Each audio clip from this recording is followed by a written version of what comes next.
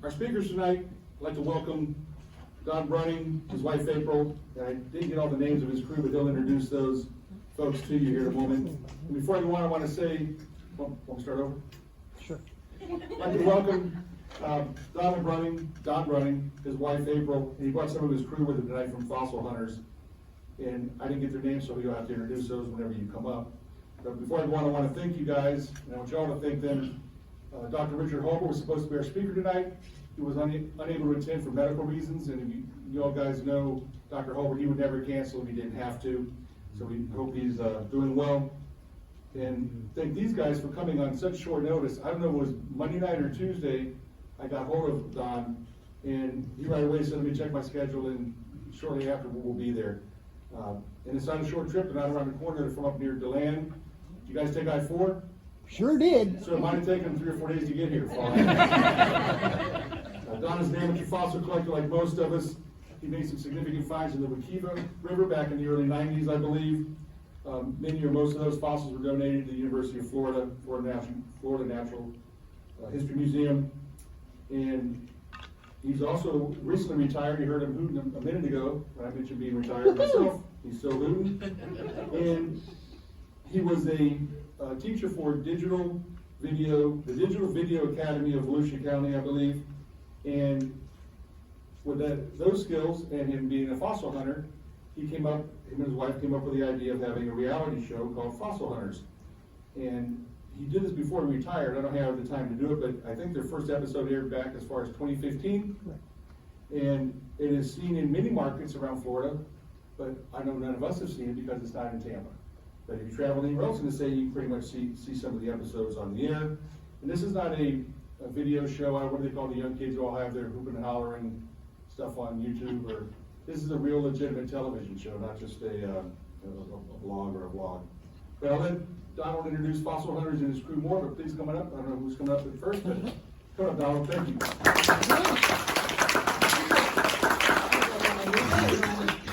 I was a teacher, I can yell.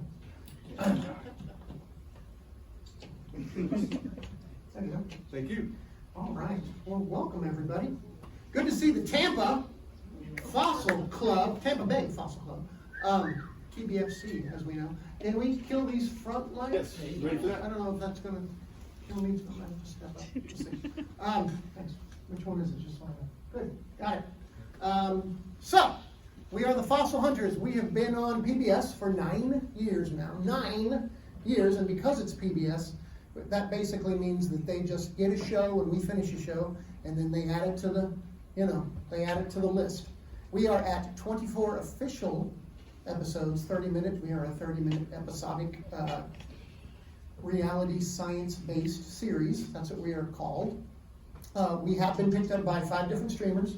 Nobody is playing us yet, but we will tell you that if you are the first to find us on streaming, and the way you do that, is you go to your app or you go to your TV and when you're searching for something, just type in Fossil Hunters. I guarantee you, Dino Hunters will come up from the Discovery Channel, right?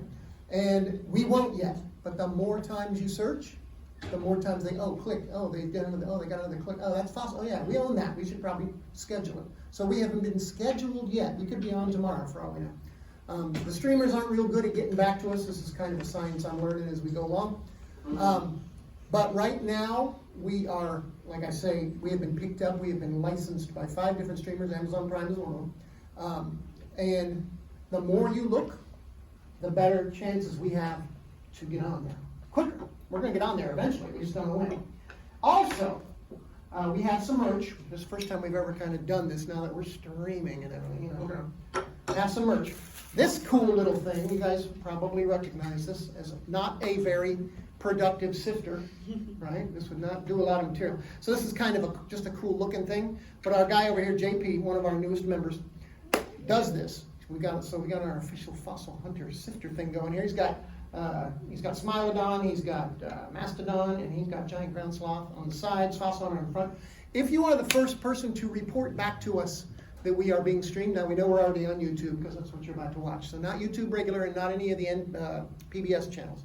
But if you find us on something else and we haven't found us yet, you get one of these. Okay, first person. So just keep that in mind.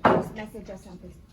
message us on Facebook. We have a Facebook page. We're going to get to, I think, oh, I got the wrong thing up. We're not going to be able to see Facebook. So we got Facebook, and we got YouTube, and we got Instagram, and we got Threads and all that kind of stuff too. But real quick, just to give you a sense, if you have not had a chance to see us, because I know down here in Tampa we don't play. We actually came to this university years ago and asked them to start playing us in Tampa, and they went out of business. They were closing the TV station the day we arrived. They were putting their furniture up. We're like, oh, great timing, cool. So, this is us on PBS. Don, explain about Rachel, Dr. Miller. I'm not going to do it all. Very important disclaimer all the time.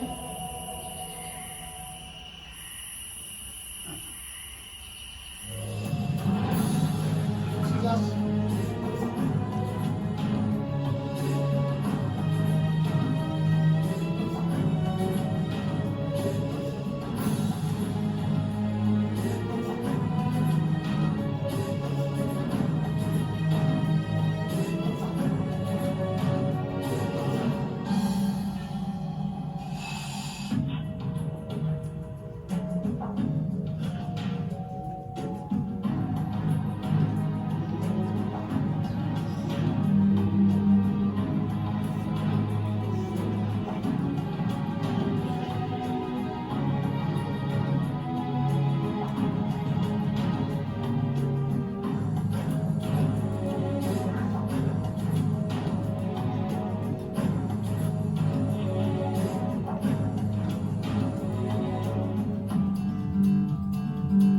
Some of you may recognize this. You're lucky enough to get up there.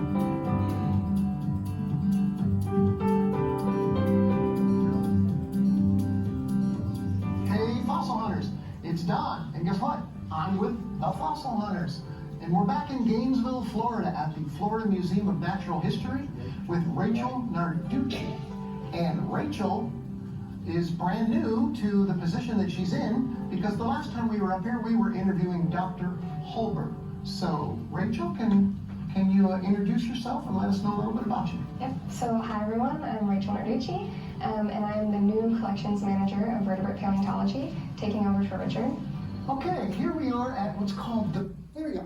And now we're in the range, the back room where nobody ever gets to go. Ooh, anybody been to the range? Yes, right? Some of the old timers are out here, it's back in my day, right?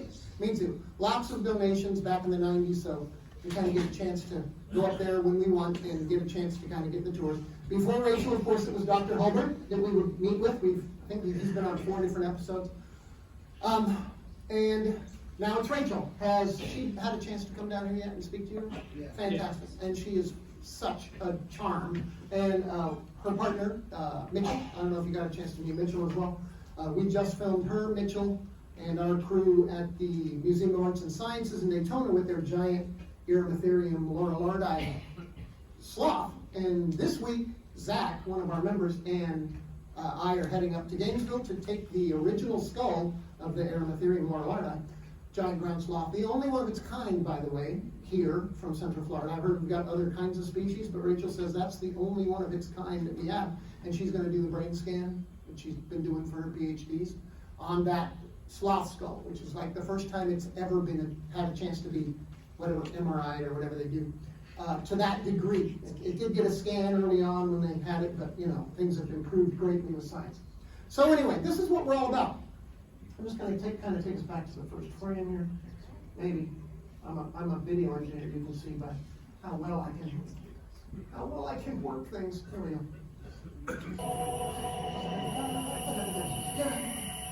And come on. I know you think. There we go. Just leave it right there. So I'm going to introduce the rest of the cast, have them come up and speak a little bit about who we are, what we do. If you haven't had a chance to see us yet, like I said, start typing that in every time you get to your phone, you get to your TV right before you go to sleep at night, you know, Fossil Hunters. Okay? Not on YouTube, because you're going to get a million Fossil Hunter YouTube channels. They're all great. But we're not one of them. We're an actual physical television series. But check on your streamers and you win, you know, you get to win that sifter if you're the first one to let us know. First, I'm going to introduce my wife, April, And then Trish is going to come up, and then JP is going to come up, and they've all got a little bit to say about us. And then we're gonna focus on you guys and look at some of the cool stuff you have. All right, because we gotta switch mics and all that stuff. Thank you. Technical stuff. So April works for DSC, for WDSC at the college, and Daytona State, and she's used to getting mic'd up and being on. And she's on a TV show too, so. Hang on one second. All right, ready? Hello. Oh, and by the way, this is how it gets done. This is it. It's this simple. People are like, how come you have a TV show and we don't? If you noticed at the beginning of this whole thing, those fossils at the intro, they're nothing special. You saw the glyptodon scoot, you saw some shark's teeth, you know, some agatized coral. Other than the tusk that came up out of the Daytona mastodon, which was impressive. Other than that, it's the kind of stuff we find all the time. The kind of stuff you find all the time, and you probably find better stuff. That's why we want to tell your stories. That's why we have a TV show. It's not really about us. It's just me with a camera and filming your stories. So keep that in mind for what's coming up in a minute. Okay. Action. I'm used to this. Hi, I'm Donald Brunning, and I am part of the Fossil Hunters cast. We've been a TV show since 2015. We started thinking about having a TV show because Don and I are both in the production industry, and we're both fossil hunters. So we've loved fossil hunting our whole lives, and we were part of the mastodon dig in Daytona. We dug up that big mastodon that's on display now at MOAS in the Daytona Museum. And after that, we were like, hey, we could build this into a show. I think we should go and we should highlight other fossil hunters and what they're doing, and kind of get in with other scientists and other amateur fossil hunters and just tell their stories. And that's really what it's about. It's not about us. It's not about our stories, which it's a little bit. It's part of it. It's the beginning of it. But really, the whole story is about you. It's all of you. Right now, we serve about 2.2 million households for PBS, but as Don said, we're going to be streamed on about 5 different streaming services coming soon, so we should be everywhere. So that would be exciting and fun, and kind of we just want to highlight the stories of other fossil hunters. Now, we mostly are in Florida, but we have been to a few other places, such as South Dakota, with Frank Garcia, and that's been a fun experience as well. So it's a different type of fossil hunting than Florida fossil hunting. If you've gone, you know. But we're very excited, and we're asking for your support, but not for money or anything, but through viewership. We, during our first 3 seasons, 24 episodes, which we currently have, we told the stories of all of you, the fossil hunters, from different places, but now it's time for us to expand, and we want to expand to like all 50 different states. We want to go everywhere and show all the different types of fossil hunting everywhere we can go. Yeah. And so if you have a story to tell, we want to hear it, and that's part of our thing tonight is we want to hear your stories, your best finds, things that you love the most. Like, I know one of my favorite finds was a mastodon tooth that I found. It was like perfect. It was perfect. It was caramel and beautiful. And then like a tusk that was just, like, you just have those stories, right? Where you're like, oh my God, this is so great. This is so wonderful. And we want to hear those stories. We want to have those stories told to us. So we're very excited to hear from you. And who's next? For the Trish? Yeah, it's you, Trish. Now I'm going to introduce you to Trish.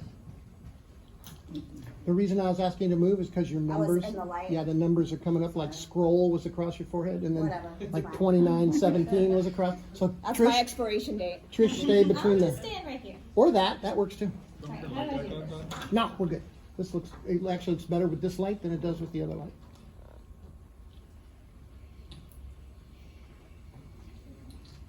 Recording speed and action. All right, hello, like she said, I'm Trish Dudiak. I am one of the members of the Fossil Hunters. I got started with these guys. They asked my husband and I to be a part of their show because we were brand new to fossil hunting. Didn't even realize there were fossils out there to be found other than shark's teeth. And boy, we have found a lot other than shark's teeth since I've been with them now. Hey Trish, what did you find the last time on the piece? Oh, yes. After 8 years of going out with these guys, I finally found my first Meg. It's not a real big one, but it doesn't matter. It was a Meg. And it was whole, you know. But we found those heartbreakers, those fraglodons. But this one was a nice, probably about 1.5 inches. We'll say 2. Okay. All right, we'll stretch it to 2. That's fine. Mine was bigger than the one my husband found, so that's all that matters. But like April said, we are here to tell your story. The first season, we told our stories. But now we wanted to dedicate the rest of the show to telling your stories. And I think that we've asked, or you guys were asked to bring in some things to show us. We'll get to that a little bit later. But we just love meeting everybody else. One of the things I love to talk about is how welcoming and friendly the fossil hunter community is. Everybody that we've met have been great. Everybody wants to learn and share what they've learned. And that's what we really love about the fossil hunter community. Thank you, So Trish. I'm going to invite our newest member, JP. JP! Thank you. So while they're switching mics, every time I say JP's name, I say it, JP! It's just something I do. If everybody here on the count of 4, I'll go 1, 2, 3, and on 4 everybody goes, JP! I'm going to keep it for the show, all right? I won't film you doing it, but I'll keep the audio. Ready? So here we go. On 4, I won't say 4. 1, 2, 3. JP! Very nice, very nice. And I gotta say, every time I call him, or he calls me, that is exactly how he answers the phone. So, as you said, my name is JP. I'm the newest member of the cast, and it's just been kind of through friend of a friend. They asked me to go on the Peace River one time, and I just fell in love with it after that. And I also got, I'm also a licensed drone pilot, so it kind of worked out extremely well that I was able to step right in and not only hunt the fossils, but do the drone shoots as well, which has been fantastic. So first time I ever saw my stuff on PBS, on television, it was pretty cool. So I really enjoyed that. And for that, thank you, Don. I really appreciate all the opportunities you've offered via the fossil hunting. And now it's expanded into me making merch with my laser engraver and t-shirts, and I've just had such a blast doing it. And my goal today is, I guess, to tell you or ask you how you can help us. And the first thing you can do is when the show comes out, just watch it. Watch as much as you can. We really appreciate that. Some of our new episodes are really great. And just shows some spots I personally had no idea existed in this state. It was always a lifelong dream of mine to look for fossils, and fortunately up in Boston, Massachusetts, there's not many fossils in the Charles River, so just never had the opportunity, and oddly enough came down here, and it's been great. I don't find a ton of huge megs, but that's not really the point for me, is being out there with these guys and just having fun, getting outdoors for some reason other than catching fish. And I just really just did the trip to Econoid Island on the Gulf of America. No, I don't know. And that was awesome. And just I've learned so much, and just learned, the right in Daytona, I had no idea that sloth skeleton came from a retention pond that's literally a mile away. And it's one of the fascinating things I'm learning right now, is between the geology of this state is just absolutely fascinating. And I have no doubt that if you dug deep enough in your own backyard, everyone would find something. This place has just been an inland sea, a shallow ocean. It's been savanna grasslands. It's been everything over the past 50 million years, and it's all available one layer after another, and it's just super fascinating. And it just led me to learn more about the geology of the state. I never thought I'd be watching geology YouTube videos and just soaking them up over the last few weeks, just getting exciting, just getting ready to do stuff like this. The other thing you can do for us is follow us on our social media pages, Facebook, Instagram, Thread. That's a new one for me, I didn't know that one. And as Dawn said before, this is how you just contact us about your stories, about where you hunt, what can we film you guys doing. Do you have an exceptional collection that you would like to show us? We would love to come find you and film it, and maybe even hunt the area where you found that stuff, or maybe we've already done a show in the very area that you guys found the stuff.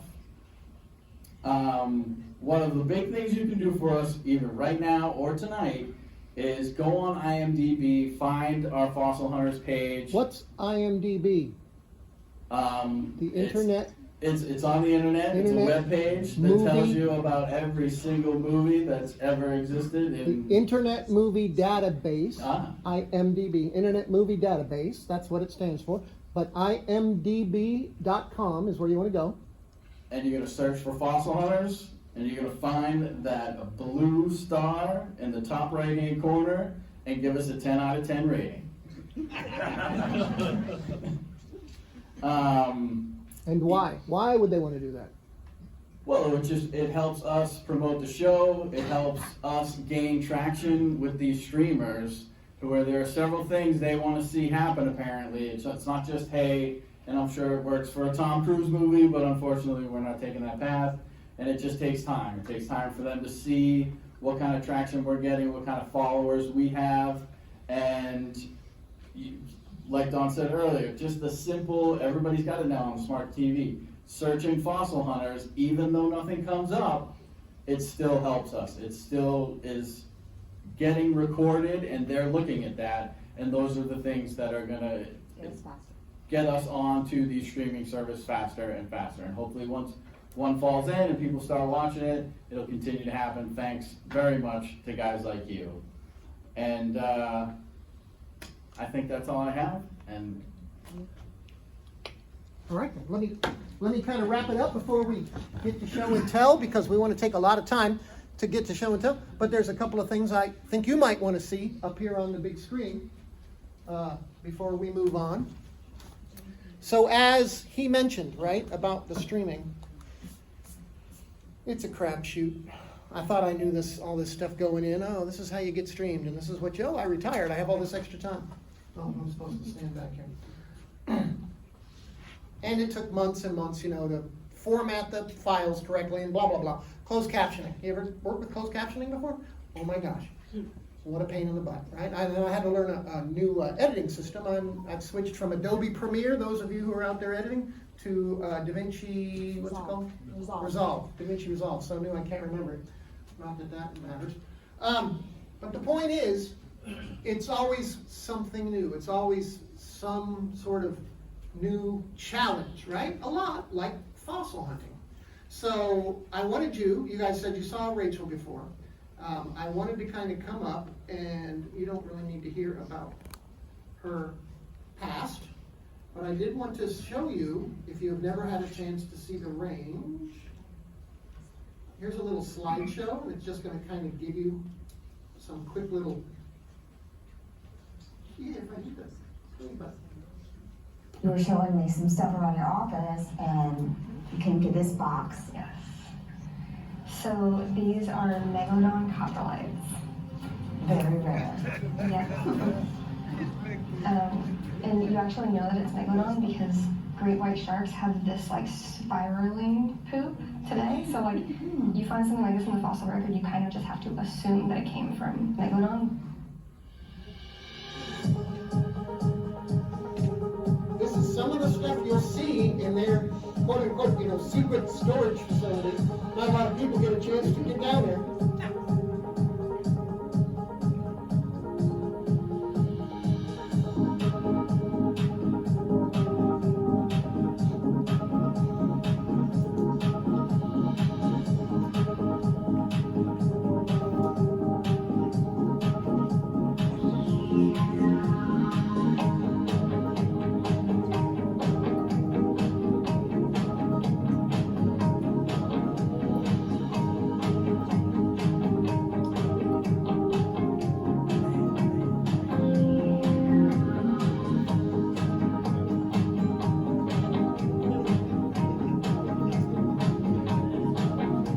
that particular piece was brought up by me in 1990, it's a scapula of a mastodon from the Wekiva River. And it was just a piece that I happened to bring up, but I happened to get it on camera, 34 years ago on a VHS. And then we were down there in the range and boom, guess what? There's the scapula sitting there, right? Now, not everything you find, and certainly not everything you're going to donate to a museum is ever going to end up on display. But understand that that scapula, broken and as crappy, as it looks in the condition it is, from 34 years ago, is scientifically important to them because the scapula expert for mastodons or for proboscidea from Russia is going to come over here someday to Gainesville and be like, yeah, I'm going to look at all your scapula. And this will become part of their research. So understand that, it's cool to get stuff on display. We've had that happen. We've got one in a museum right now that we help bring up. But the point is, it doesn't have to be important to science. And it doesn't have to be important to you. So if you have something that you think is scientifically important, please consider donating it to a museum. And remember, it's not always going to be seen. And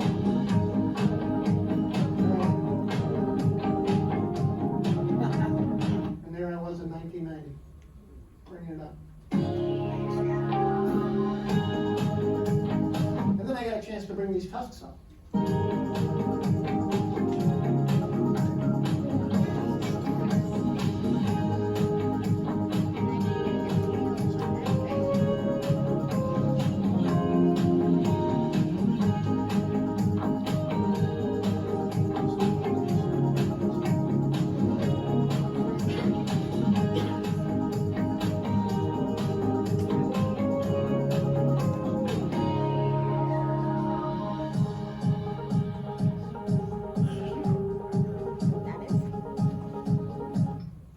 Anybody know what this is?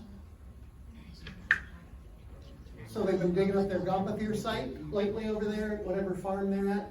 Is it Thomas Farm or is it what's the place? Montbrook. Montbrook. And they've got 30 Gomp, partials and one complete individual so far. This is a Gompathier jaw.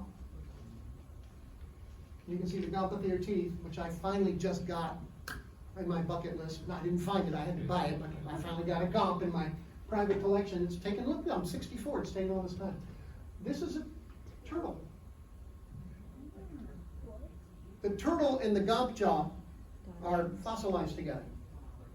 There are millimeters, if that, I think 2 millimeters of matrix between the turtle and the Gomp.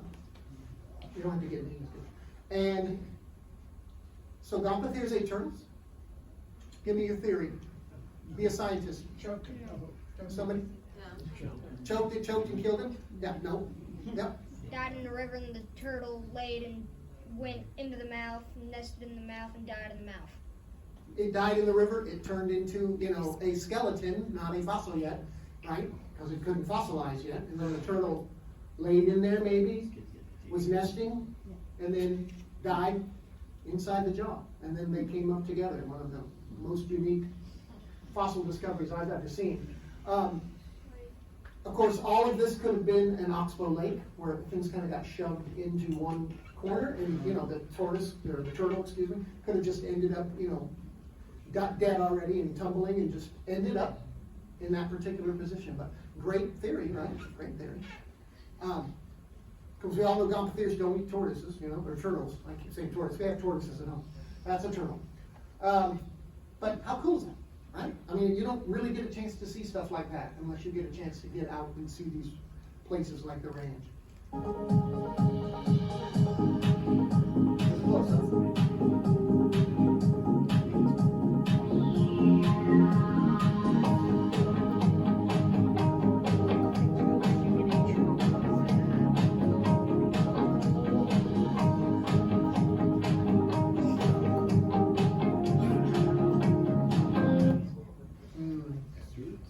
I'm afraid I have some disappointing news, Fossil Hunter. Oh, no. Even you. No. Yeah, they're like, don't do it, they'll hate you. Trust me, I hated hearing it. While Rachel and Mitchell, that's her partner, right? We're at the Museum of Arts and Sciences last Wednesday, and we were filming them with the giant grouse hawk. The Museum of Arts and Sciences has a Gomphotheater too. There's a big, shell, kind of skull, shell, tail, next to, their giant ground sloth, next to the mastodon that we brought up, back in 2011.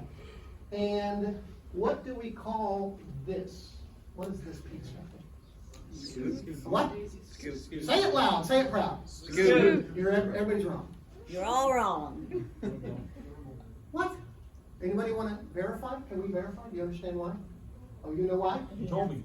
Oh, I'm the guy that did I mention this a couple nights ago? Hey, I didn't remember talking to him about it a couple nights ago.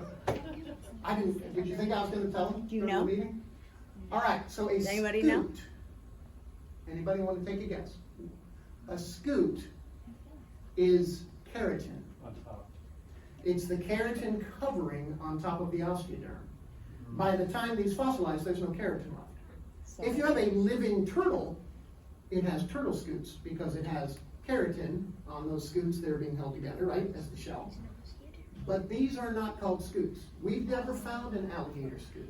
We never found an armadillo scoot. We never found a crocodile scoot. We never found a glyptodon scoot. We never found a turtle scoot. We never. I'm like, that's going to destroy people. You can't just take away scoot. He's like, you know what? That's why amateur fossil hunters like us, he goes, that's why they hate academia. The guys up in the, ivory tower changing all the, rules and everything.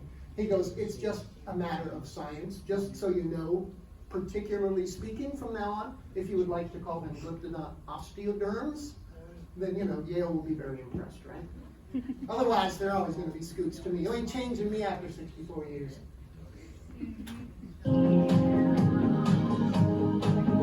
Oh, mastodon, huh? Where's that going?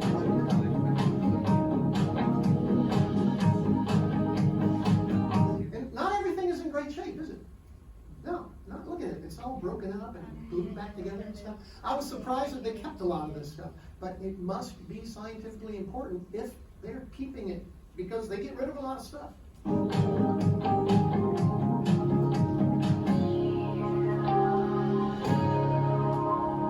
There's a happy crew. Boom. So, I think we're going to switch to show and tell. Connor Barnes.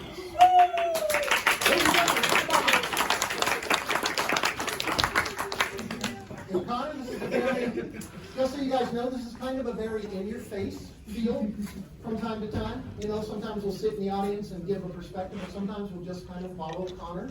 And then ignore me, ignore the camera, and go ahead and just tell us what you got and how you got it. Right, so last weekend I went to the Bone Valley Fossil Farm, found a bunch of megalodon teeth, not really anything all that significant. Wait a minute, last weekend? Yes, And how much was that? that was to get in there, or Yeah. it was about $150 at the Bone Valley Fossil Farm. $150 at the Bone Valley Fossil Farm. That's the club price, though. It's actually $220 if you want to go without the club. price, okay.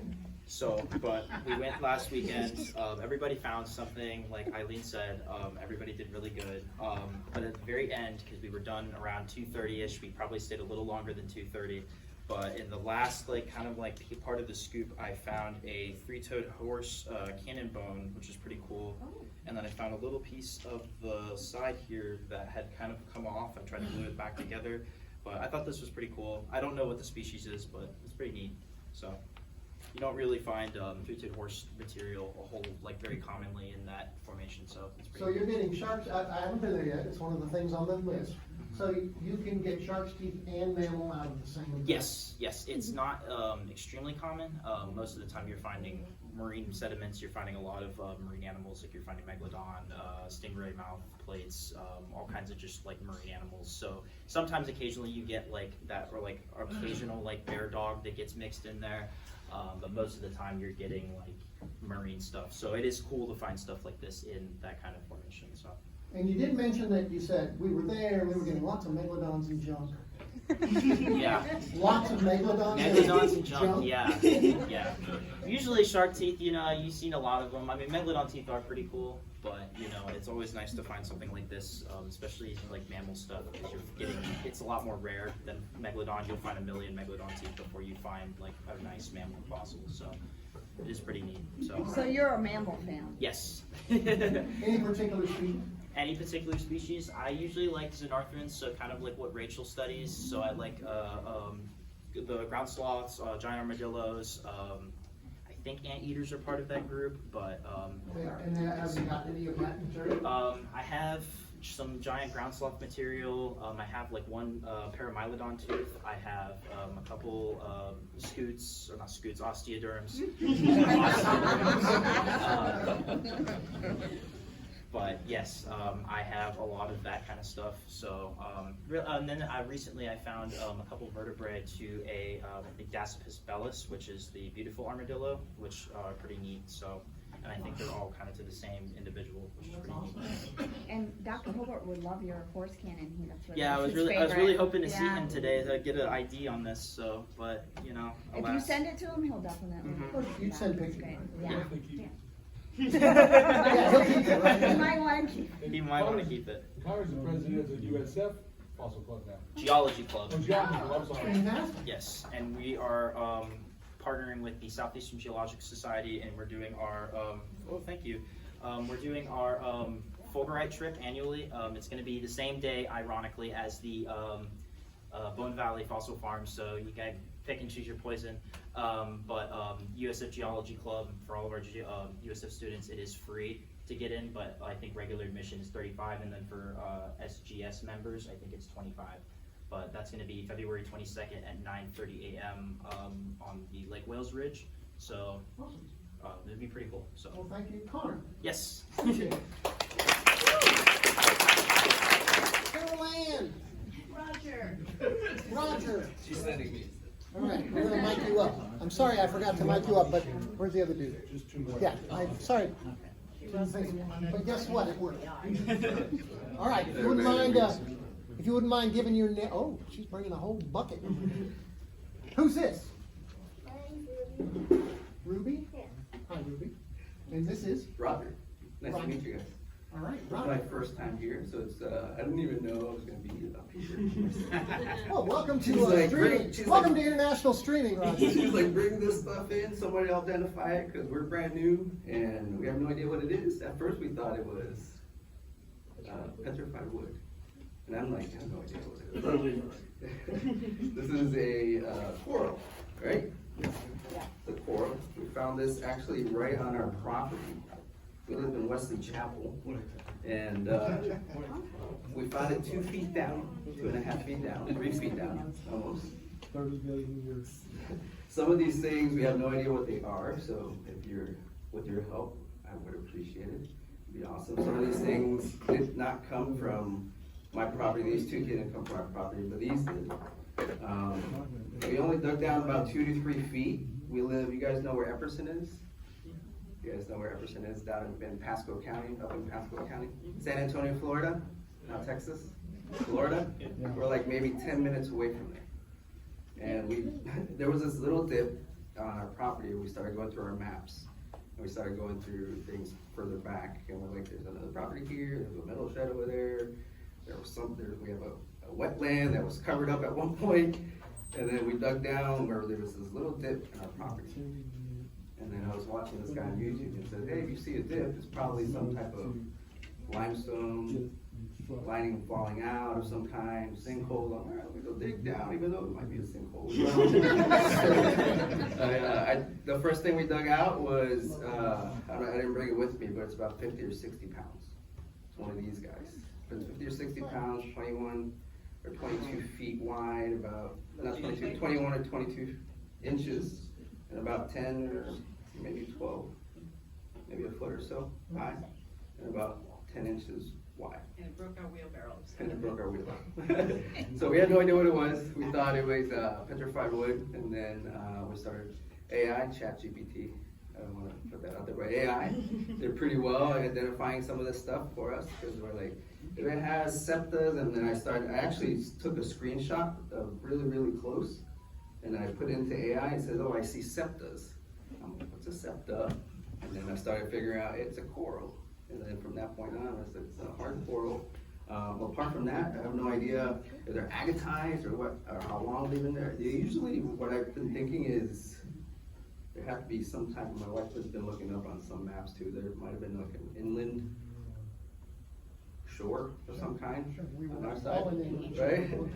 So my wife did crack this one open. It was agatized inside, and we were just looking up some what to do with it. So I not polished it, but I sanded it down just a little bit so I could see what's inside. But Very cool. And this is your first time at the club? this was hard. You're visiting? You're visiting? Well, hopefully they're members by the end of the night. Yeah, we were invited by Teresa Hag. She's I think it's Hag or Hot. Hag.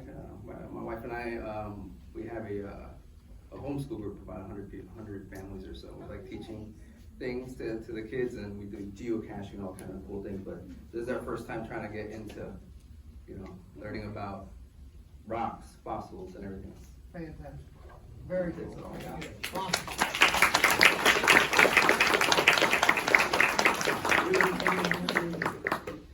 My wife and I hunted, so when we did the State Road 56 extension, that's near in Wesley Chapel, there was coral like that everywhere. And one day, my wife and I were there with some friends, and they weren't keeping people off, so you could go in there and collect coral. And we saw just a 30 or 40 foot long, 10 foot high pile of coral, and I thought, well, they've already dug it up and piled it there for us, so we just grab it and go. But what they'd done was they moved all the stuff that was well too heavy for a human to pick up into a pile. So we all went over to grab pieces not much bigger than that weighed 100. It was very dense, and we realized that's all just stuff that people can't carry. They're letting everybody else come haul out the rest of the stuff for them. That was in Wesley Chapel. Yeah, some of them were really heavy, and I was comparing one that almost looked similar to one that was like one really heavy, and some are like really light. The artifact knappers were hunting there heavily because some of the stuff was, that's fossilized for sure. Some of it was agatized, pretty like glass. Right. So they were collecting that as well there. Oh, cool. The next person is Joe Brand. Joe Brennan. So, a lot of y'all know I like to bring in cool stuff. I find diving, and this past month has been pretty cool. I got this on Thursday. It was in 2 pieces. These two were together laying out, and then about 5 feet away, this other piece right here was stuck in some clay. So unfortunately, something must have tumbled along and broke it, but I managed to get both pieces, and I didn't really clean it up so you can see the nice rusty staining where it was exposed to the river cannons on that piece. Is this North Florida, South Florida? Peace River. So I found that on Thursday, and then today Oh my goodness. I found this little guy, Baby. little tiny spit tooth underneath a palm tree, just free diving, didn't even bring scuba tanks or nothing. So there's still lots of cool stuff out there, even if you can't dive. Just gotta. You have one of those already? One of what? One of those. Little baby teeth? Yeah. Every must have a lot. Joe finds the coolest stuff in the club, basically. Yeah. Like, No, not really. Top 3. He's top 3. The next guy up's gonna upstage me. Well, hey, that's awesome. You are a mastodon Thank magnet, you, Joe.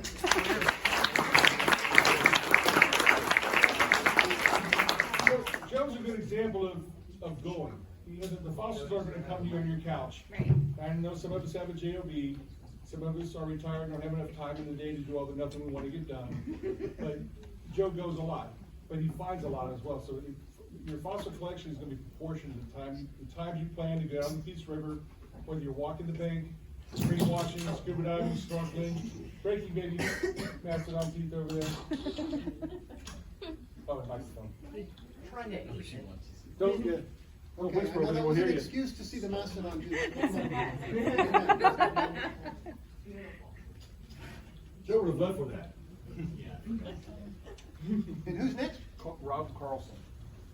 Rob Carlson, come on down. Good to I was see telling you. people on our field trip on Wednesday, when they were discussing y'all and not to put you down enough, and I said, well, I'm not real fond of YouTubers and a lot of these other clowns, because it's great that people get out there and show the things they're passionate about, but when they do it with no knowledge, and they're digging in Eocene exposure and talking about the Miocene fossils, it doesn't do any of us a favor. But, Well, with people like John, we try to keep up, with the science. Well, John's a fellow invert guy. I'm into invertebrates. Right. And You sure John are. spends a lot of time at that site in Zolfo Springs collecting for Roger Cortell at the university. The Abertella Degleri, and then John's actually got a chance to be displayed at the University of Florida, which is Yeah. awesome. Well, y'all filmed up there. We with filmed up Roger there. doing a little tour of the invert Yep. stuff. As a matter of fact, Roger introduced us to Brevard fossil crabs. Okay. So John started. Well, John walking- found crabs. John started walking the beaches in Brevard County, and he has a dozen fossil crabs now. And Don, who films him. Well, you can thank the Army Corps of Engineers for their dredging. Right. They buried them all now. You had to be there Right. 20 years ago. They would have been better 20 years ago. All right, what do you got there, Rob? Okay, so I brought a few things. Mike asked me to bring a couple extra things other than what I normally bring stuff, just because we try to get people excited about what we do. Unlike Joe, I'm not fond of putting my body parts in 37-degree water. Feet maybe, but I'm sticking in the hand. head, face doesn't go in cold water. So I normally do a lot of hunting in the rivers too. I don't do scuba, I just scream. And I called a friend on Sunday and said, I'm not willing to freeze, but let's go out in Tampa Bay, because Tampa Bay has got spoil islands with fossil material on it, also vertebrate stuff. And I used to do it a lot in the past and haven't done it for years. So we went out, took the canoe, and we're finding some nice little horse teeth and things like that. And then I looked down on the ground and said, okay, that can't be what I'm thinking it is. Picked it up, and sure enough it was. I put the tip back on it, but it would be sloth claw. On a spoil island, growing barnacles and algae. I took the barnacles and algae off of it. But if you, I'll hand it to you. I'm not even gonna touch it. No, no. Smell that into it. See what you smell. Oh, you fell for it. It smells like the ocean, right? It does actually smell like the. Still smells like the sea, because it's still, I wipe it off every day because the salt keeps coming out of it. But, yeah. Oh my gosh, that is museum quality. So, you don't always have to go crazy places. Crazy. The invertebrate guy finds a sloth claw. Found the sloth claw because it was too cold to go on the river. I was glad it was too cold to go on. But there's a spot up in North Florida that I go for invertebrate stuff. It's actually an old quarry that a friend of mine has access to. And years ago, I was up there on my birthday of all things, and a lot of us find at the Center Hill CMEX quarry, when you go on the club trips, starfish ossicles, little round bead-looking things that are the outer skeleton of a starfish. And we were collecting in the quarry, and he said to me, "You're picking up the ossicles?" And I said, "What are you talking about?" So he showed them to me, so I started looking for them. Well, when I'm looking in the rock, and I said, "Look, there's a bunch of them in the rock." Well, it turned out it was a starfish. And so dug it up and prepped it out and everything. And 2 years later, I happened to stop at the same quarry on the way to meet him, and was looking, and I thought, no, it can't be. And it's a second starfish. Look at that. That is, that's Eocene. So it's old as you find here in Florida. Avon Park's our oldest formation. So scientific name? I don't know, it's an unnamed species. Well, Yeah, Roger Portell worked with a couple of guys that named a couple of starfish a few years ago after, I don't remember his first name, Boyan was his last name. I believe he was, I don't know if he was a full professor yet or not. He was doing research in the Grand Canyon, of all things, had diabetes and passed away. But did a lot here in Florida, and so they found new starfish, and one of them is Oyonai.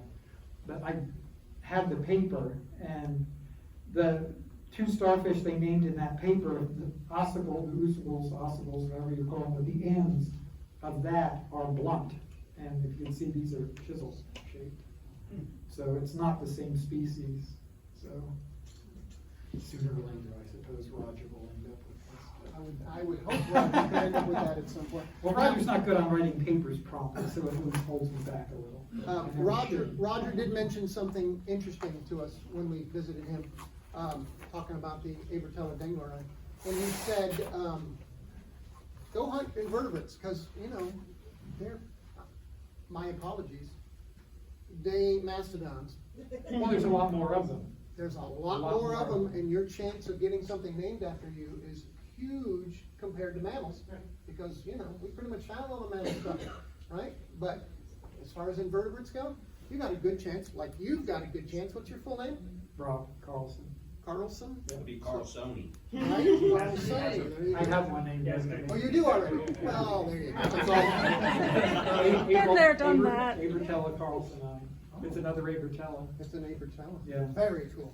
Well, and it's one of those things where it's important to find the stuff, but then give it to the right people as well. Because Abertella dengleri, I had complete species, collection of those, entire tests 20 years ago. The gentleman that actually did the scientific paper that named Abertella dengleri, it was named after Fred Dengler, who was the guy that used to do tours on the Peace River, is a friend of mine. Adam Osborne in South Carolina is one of the leading experts on echinoids in the country.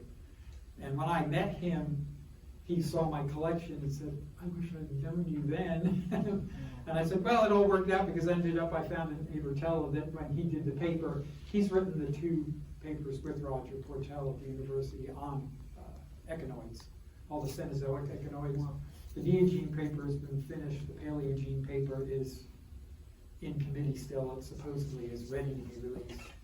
But, yeah. Wow. But on the vertebrate side of things, I go twice a year. Well, I mean, on the vertebrate side of things, you pulled out a sloth cloth. So. Well, that's Florida. This is out west. Twice a year, I go out to Wyoming, out to Mr. Garcia's territory. Give a shout out to my buddy Frank. Have you seen the museum here? Yeah, I've been a couple of times. Isn't it great? Yeah.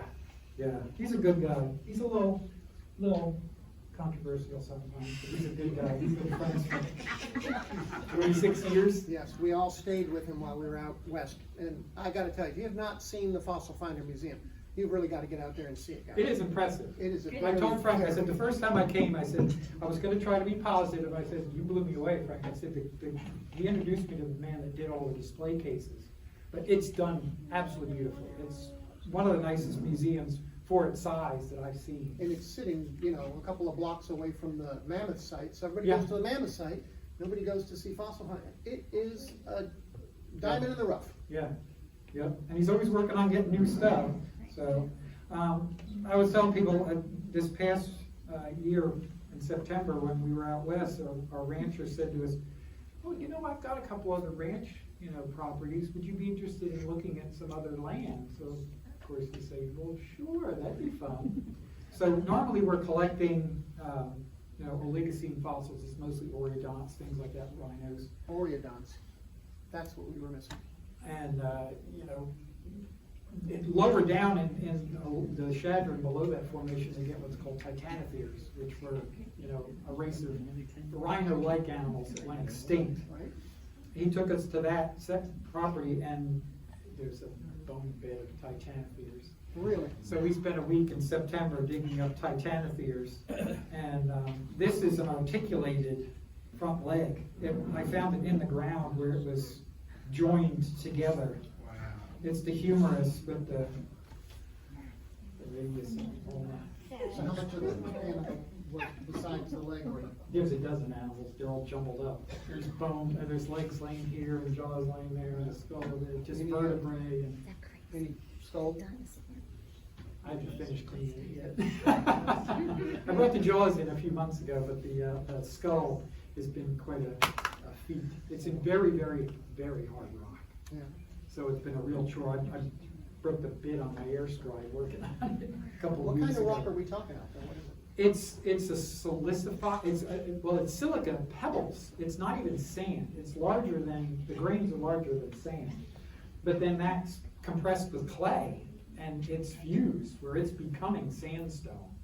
So a lot of the ranches out there, you get into it, it's just clay. And it can be hard, but this stuff it's like nothing I've ever dug out there before. So I said, of course, we got some of the greatest stuff, and it's gonna be in the wickedest rock. There you go. But this kind of stole the stage, because in our September meeting, I brought, I don't know if people remember, an Oreodont skull. On our May trip, the last minute of the last day, literally 5 o'clock, we were waiting for our ride to come pick us up. I spotted an Oreodont skull sticking out of the bank. And so I said, well, let me see if I can dig it out real quick. So I did, and as I got to the back of the skull, realized, well, there's vertebrae. And then there was more bones, where, last minute of the last day, there's the skeleton. So it had a natural crack in the rock, so I took the skull home and I brought it into September meeting and showed everybody and said, hopefully when I go back in 2 weeks, I'm gonna dig up the rest of that. So, Wait a minute, you got more? this is Mike's fault. Mike brought me, he said, well, make sure you bring a few things, we're doing a show.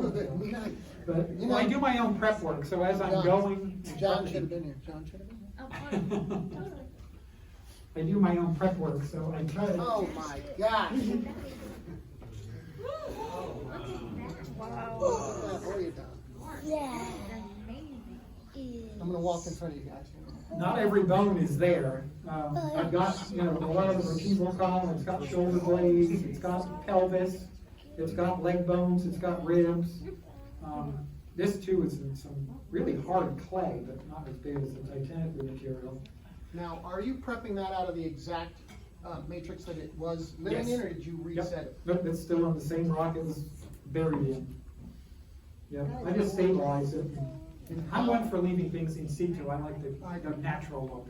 And how did, you said the skull came up and then 2 weeks later you went back? No, back in, when we go in May and September. So I found the head in May, reburied the rest of the skeleton with a water bottle sticking out, and came back in September and dug up the rest. Still there.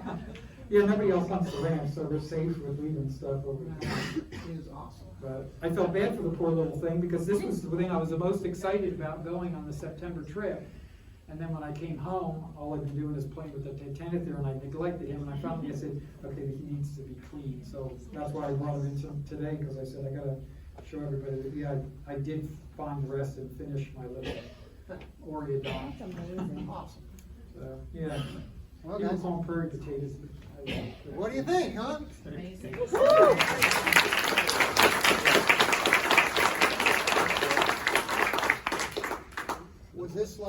Was this the firework display at the end? He does this every month. It's not unusual or new. He brings some great raffle prizes. Well, it's like Mike says, if you want fossils, you go out and get fossils. I'm semi-retired, and I think my GP bursitis hit out there, and I'll do what I can do. There you go. That's very cool. All right, thank you, Rob. You're welcome. Taking the fossil hunters. We just wanted to say thank you to the Tampa Bay Fossil Club for having us here, and hopefully we look forward to seeing you at the Fossil Fest. Sounds exciting, and these are amazing finds. Everything that we saw tonight was amazing, and we love meeting all of you, and we look forward to talking to you after the meeting if you have any things you would like to talk to us about. More questions? Do they have questions? Questions or anything, yeah. Right, does anybody have any questions right now? Does anybody have any questions for us right now? Yes? Will you guys be going to Mount Brook and doing an episode there, like asking about what's going on in Mount I Brook? cannot confirm nor deny that Okay. information currently, but We have been asked if that was we have been asked by someone of authority if that is a possibility. So we are looking into it. yeah, so. Yeah. Anything else? Okay, Okay, well, thank you very much for having us.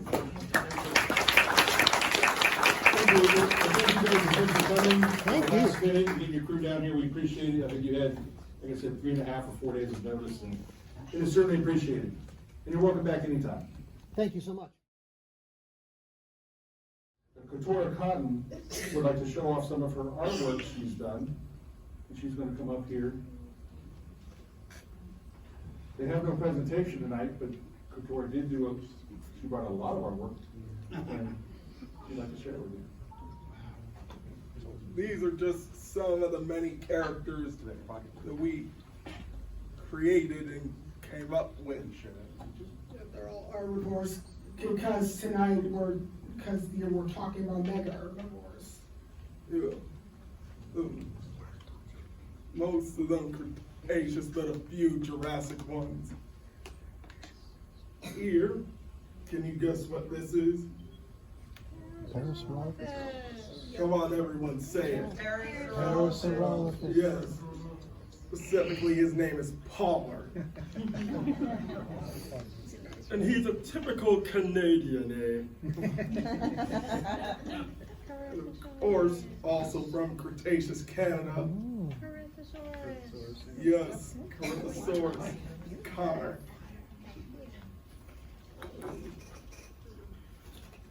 Now, guess what this one is? Is it proto? Yep. Protoceratops, Paula, from the late Cretaceous of Mongolia.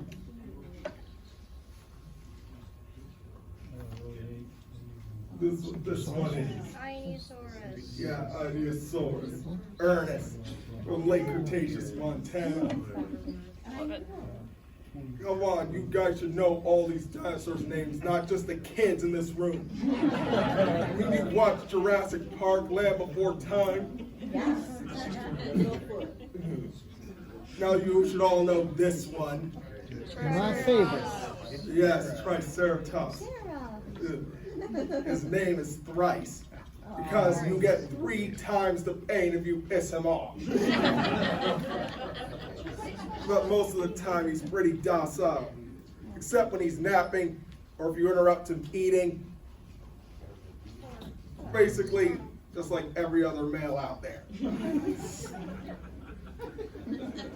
More Hadrosaurus and Montosaurus of 2 different species. This one is Regalis. And this one is Anactens. Yeah.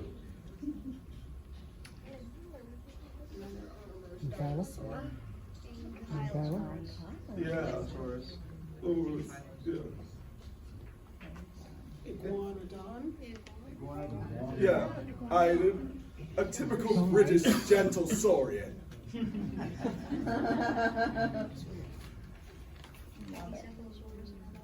And here's Fred Flint Thickhead. What dinosaur is he? Pachycephalosaurus. Yeah. He's a typical army sergeant. Fought in the Bone Wars. Both 1 and 2. Now that's dedication. Stegosaurus. Yeah, Sheldon.